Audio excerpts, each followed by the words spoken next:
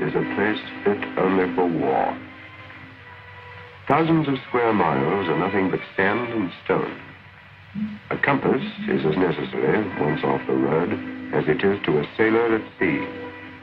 Water doesn't exist until you bore deep into the earth. You bath in your shaving mug. Flies have the tenacity of bulldogs. Bruises readily turn to desert sore. Days that are very hot can be followed by nights of bitter cold. When the hot comes-in wind brings its sandstorms, life can be intolerable.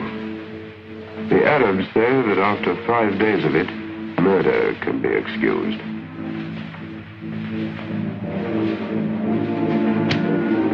The tide of this war in the desert has ebbed and flowed. But as Rommel advanced after we lost Tobruk, never had our backs been so close to the Suez War. We had lost 80,000 men and much booty.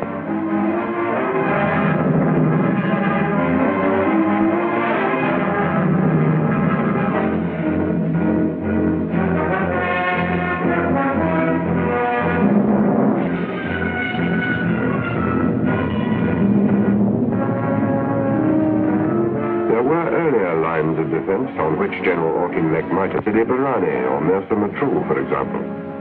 But he was deliberately falling back on El Alamein, no more than 60 miles from Alexandria. To Rommel, advancing at considerable speed, Egypt, with the Nile Delta which gives it life, Cairo, British General Headquarters and Africa's principal city, Alexandria, Egypt's chief port and base of our Mediterranean fleet, and Suez, gateway to the Far East. All these must have seemed dazzlingly near as a mirage, and as it proved, as much an illusion. It was a wise decision of General Auchinleck's to come back to El Alamein, much the strongest natural line of defense between the Libyan frontier and the Delta. Moreover, Rommel's lines of supply were here stretched to the limit. On the right, our flank rested on the sea. On the left, it approached the Qattara Depression, a trough the size of Wales, 1/3 of it salt marsh, and all of it territory that no vehicle can cross.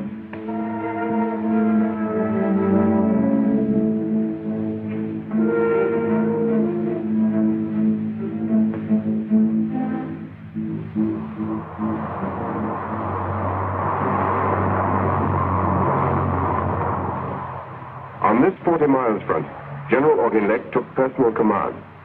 His the total responsibility. Not another yard back were we going. His much depleted army dug, blasted, and wired itself in, and laid protective mines.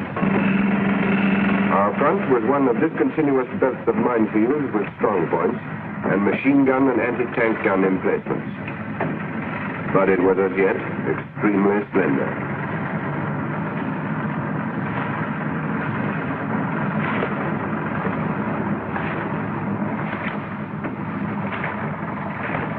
Here, General Auchinleck waited, and with him, men who had fought at Gazala and Sidi Rezegh, others who had been twice to Benghazi, others who had escaped from Bir Hakeim and Tobruk. The 8th Army had made a fighting retreat of 400 miles, and a battle which approached in its importance the Battle of Britain was now at hand. The Middle East, Suez, and infinitely more was at stake. The crucial days had come.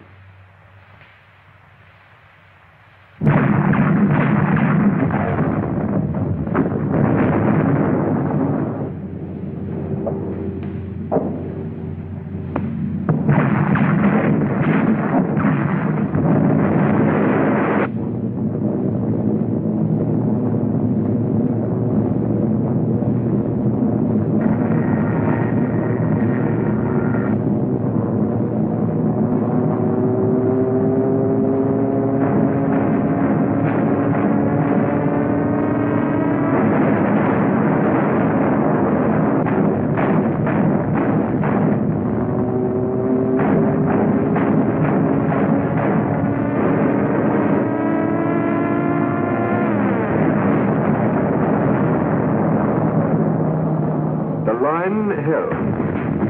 After several days of attack and counterattack, the British, Australians, Indians, and South Africans were still there, fighting as dogged as our infantry at Waterloo. The immediate crisis was past, but anxiety remained.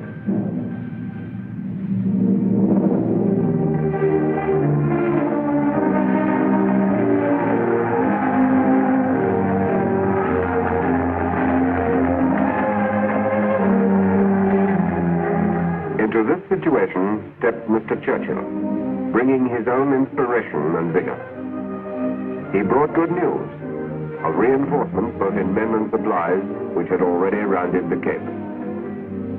For 5 days he visited the Army and Air Force, explaining the task and its importance. And most dramatic of all, he brought new commanders, General Alexander and General Montgomery. Alexander, one of the last men out of Dunkirk, and whose small army withstood the Japanese the whole length of Burma, and Montgomery, who took over the 8th Army. A man who lives as sternly as a Cromwell, and who is as much a part of his modern Ironsides.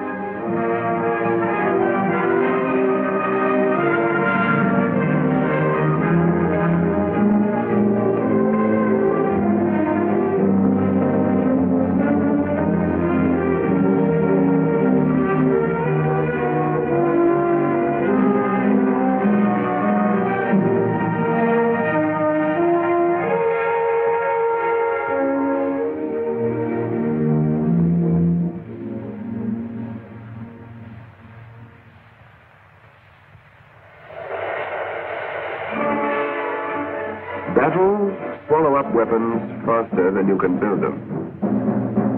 At home in Britain, the machinery of war poured from the factories. And British women worked alongside men on the shells, the ships, the tanks, the aircraft, the explosives. In no country are women so thoroughly organized for war.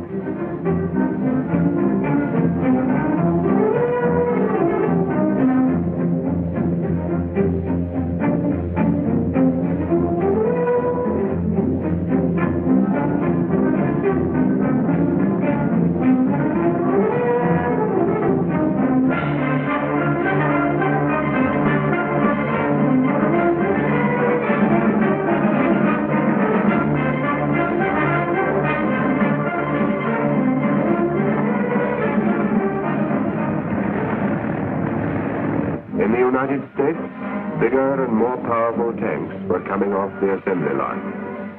The Shermans, for instance, with their 75mm guns and all-round traverse, going to Egypt for the first time. Although American material used at El Alamein was but a small proportion of the whole, it was vital to our success.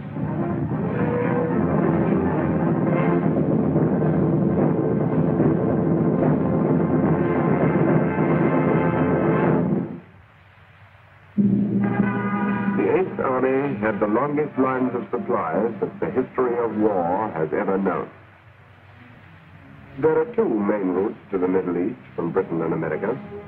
The first by sea